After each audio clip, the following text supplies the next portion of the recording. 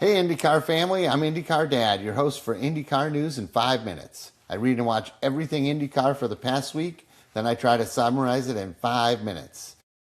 The big news this week is we're definitely going to have 33 cars for the Indy 500. Jacob Abel and Kat Legg just showed their rides. Jacob Abel's car was pure white and it looked great in my eyes. I know people don't really care that much for the DW12, but I really think that's just kind of sick of it. But in speedway trim, that thing looks like a rocket ship, and I really like the way it looks. Kat's ride was provided by Foyt and HMD. So Foyt probably didn't have the pit crew, so they got the HMD Indy Lights pit crew working, probably. That car looks amazing. It's in the Elf Cosmetics Library. You can follow my lead and take your daughter to buy all the Elf Cosmetics she wants at Target. Elf Cosmetics are very reasonably priced and they're a nice quality brand. So that made my daughter very happy 2 years ago, and she'll be happy to hear about it this year because there'll be a little shopping spree. Elf will not break the bank.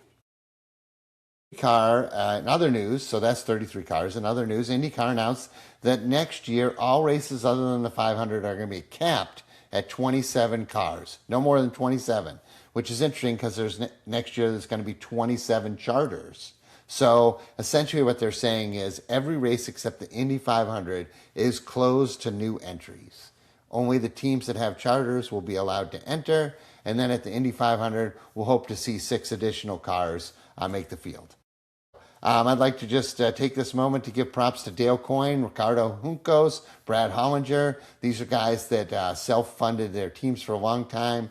They hung in there, and they ended up with an asset that is undeniably worth a decent amount of money. So congrats to you guys. It's not often you hear about someone who actually makes a little bit of money in racing, so good job. This week is the open test. So it's Monday night now. Tuesday and Wednesday will be the open test at the Indianapolis Motor Speedway. I'm very excited. I'm going to be there. I'm driving down to Indy tomorrow morning, and they even gave me a parking pass. So thanks to the Speedway.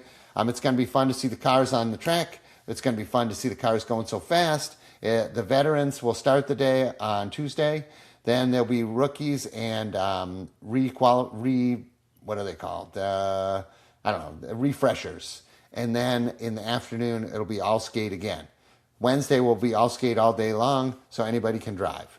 If you want to follow the action at home, it will be broadcast on YouTube, and there should be live timing and scoring in the app. So that's pretty good.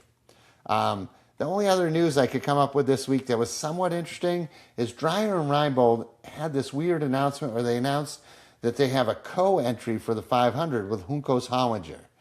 So they mentioned that they're co-entering Rinus VeeKay in the race. I'm not exactly sure what that means. Does that mean Dreyer and Reinbold is trying to buy one of the charters from Juncos?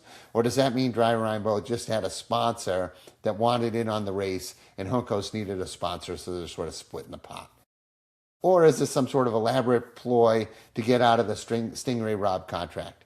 Who knows, but something's going on over there between Juncos and Reinbold. So, all right, we usually do winners and losers, but there's not a lot of action this week. So for winners, we'll just say Jacob Abel and Catherine Legg and Rinus VeeKay for making the news and for getting in the race. So, what's next? The open test tomorrow. Check my social media. I don't do a podcast every day or a couple of times a day, but I might do social media posts a couple of times a day during the open test. So I'm at IndyCar Dad on social media.